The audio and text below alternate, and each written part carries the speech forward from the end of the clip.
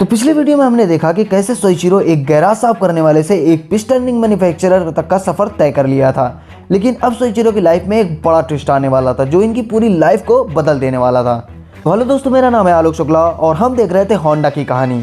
तो आगे बढ़ते हैं होंडा की कहानी की तरफ कि क्या था वो ट्विस्ट जिसने सोइचिरो की लाइफ को बदल कर रख दिया। लेकिन उससे पहले अभी तक वीडियो को लाइक नहीं किया तो लाइक करके अपने दोस्तों के साथ शेयर कर दो और ऐसे ही नॉलेजेबल वीडियोस के लिए सब्सक्राइब कर लो। तो ये टाइम था वर्ल्ड वॉर 2 का। जापान और अमेरिका आपस में लड़ रहे थे। वॉर के दौरान अमेरिका के फाइटर जेट्स ने बॉम्बिंग करी और सोइचिरो के प्लांट्स को बुरी तरीके से तबाह कर दिया। सोइचिरो इससे रिकवर कर ही पाते कि हिमामात्सु एरिया में एक मेजर अर्थक्वेक आता है और उनका प्लांट पूरी तरह से तबाह हो जाता है। वॉर के बाद वो और उनका देश बर्बाद हो चुके थे। सोइचिरो वापस जीरो पर आ चुके थे और सोइचिरो ने अपने बचे कुचे एसेट्स को 4.5 लाख येन में बेच दिया और काम से ब्रेक ले लिया। तभी उनको जापान आर्मी का एक जनरेटर मिला जिसे आर्मी अपने वायरलेस रेडियोस चलाने के लिए यूज़ करती थी। इसको एग्जामिन करने के बाद सोइचिरो को एक आइडिया आया जिसने होंडा की नींव रखी। दरअसल वॉर के बाद फ्यूल का दाम काफ़ी ज़्यादा बढ़ चुका था जिसकी वजह से लोगों को साइकिल से ही आना जाना पड़ता था। सोइचिरो का प्लान था साइकिल को मोटराइज्ड करने का। इसी के चलते उन्होंने होंडा टेक्निकल रिसर्च इंस्टीट्यूट की शुरुआत की। अपनी स्किल्स का यूज़ करके इस मिलिट्री इंजन को मॉडिफाई किया और साइकिल में फिट कर दिया जिससे कि एक अफोर्डेबल मोटरसाइकिल बनकर तैयार हो गई और ये इंस्टेंट सक्सेस साबित हुई। लेकिन प्रॉब्लम ये थी कि उनके पास सिर्फ 500 इंजन थे और डिमांड काफ़ी ज़्यादा थी और ये मिलिट्री इंजन भी पेट्रोल से चलते थे और पेट्रोल काफ़ी महंगा था। तो फिर क्या था, सोइचिरो ने अपना खुद का इंजन बना डाला जिसकी खास बात यह थी कि इनको चलाने के लिए 100% पेट्रोल की ज़रूरत नहीं थी। ये रेसिन और पेट्रोल को मिक्स करके जो ऑयल बनता था उससे भी चल सकती थी और ये जुगाड़ू मोटरसाइकिल बहुत बिकी।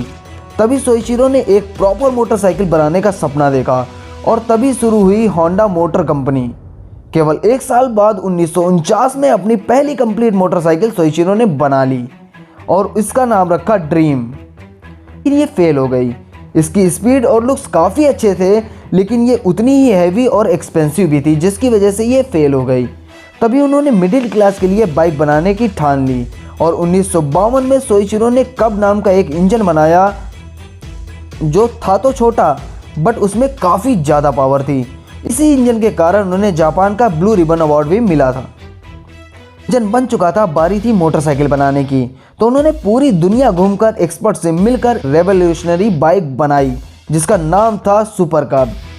सुपर कब अफोर्डेबल मोटरसाइकिल थी, इसके चलते इसने सारे कंपटीशन को किल कर दिया और होंडा जापान में नंबर 1 कंपनी बन गई और कई देशों में एक्सपोर्ट करना भी शुरू कर दिया और होंडा 1960 में नंबर 1 ब्रांड बन चुकी थी। लेकिन अभी भी सोइचिरो का बचपन का सपना बचा हुआ था, खुद की कार बनाने का। 1960 में टोयोटा, निसान और सुजुकी जैसी कंपनीज थीं जो कार मार्केट को रूल कर रही थीं। सोइचिरो को सबने मना किया लेकिन वो मन बना चुके थे। सोइचिरो ने काफ़ी टाइम और पैसा खर्च करके 1963 में अपना पहला 4 व्हीलर लॉन्च किया और ये कोई कार नहीं थी बल्कि T360 नाम का एक पिकअप ट्रक था। लेकिन ये ट्रक भी फेल हो गया लेकिन उन्होंने हार नहीं मानी। 1967 में उन्होंने कॉमन जैपनीज फैमिली के लिए होंडा N360 कार लॉन्च की कि एक स्पेसियस और हाई माइलेज वाली कार थी। लेकिन उसकी यूएसपी में था उसका प्राइस। N360 अपने कंपटीटर से लगभग 25% सस्ती थी और लॉन्च होते ही मार्केट में एक धमाका कर दिया। 1970 में होंडा ने एक बहुत बड़ी अपॉर्चुनिटी को स्पॉट किया।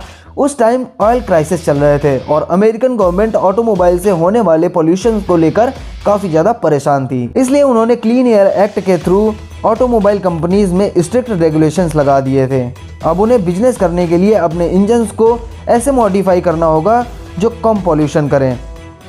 सारी कंपनीज गवर्नमेंट के खिलाफ केस लड़ने की तैयारी करने लगी थी। वहीं पर होंडा अपने इंजन्स को बेहतर बनाने में लग गए। अगले कुछ सालों में होंडा ने compound vertex controlled combustion engine CVCC launch किया। ऑटोमोबाइल की दुनिया में ये एक नई खोज थी। ये इंजन न सिर्फ कम पॉल्यूशन के साथ आया था बल्कि फ्यूल एफिशिएंसी भी साथ लेकर आया था। होंडा ने 1975 में इसी इंजन के साथ अपनी होंडा सिविक को लॉन्च किया जो कि कस्टमर और गवर्नमेंट दोनों की नीड को पूरा कर रही थी। ये बहुत ही ज़्यादा सक्सेसफुल रही। आज भी इसके न्यू वर्जन्स लोग पसंद करते हैं और इसके बाद होंडा ने एकॉर्ड और सिटी जैसी कमाल की गाड़ियां लॉन्च की और फिर कभी पीछे मुड़कर नहीं देखा। फाइनली उस छोटे से बच्चे ने अपनी लगन और मेहनत से अपने सपने को पूरा कर लिया था। तो ये थी कहानी होंडा की। आपने सोइचिरो होंडा की इस कहानी से क्या सीखा कमेंट्स में ज़रूर बताइएगा। वीडियो पसंद आया हो तो वीडियो को लाइक करके अपने सभी दोस्तों के साथ शेयर कर दो और ऐसे ही नॉलेजेबल वीडियोस देखने के लिए जल्दी से सब्सक्राइब कर लो। मिलते हैं आपसे किसी और कंपनी के साथ, तब तक के लिए बाय बाय।